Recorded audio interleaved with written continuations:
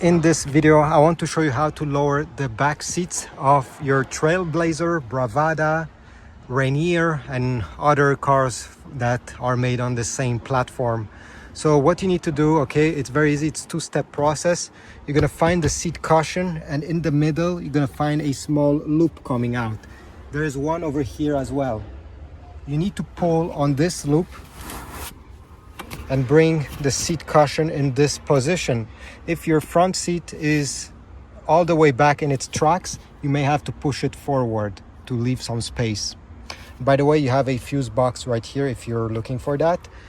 Next step, you're gonna find a small lever here. You need to pull up, and when you pull up, the headrest will fold by itself, and you just have to bring the backrest down, and here we go. Now your seat is completely folded and you have a lot more space. Do the same thing on the other side. Okay, 1, 2, and the headrest folds by itself. To bring everything back as it was, you simply need to put your hand here, and this is about it. For the headrest, you need to bring it up manually. Here we go. Thanks for watching. If this was helpful, please leave a like, subscribe, and I'll see you in the next one. Don't forget to leave a comment. Have a nice day.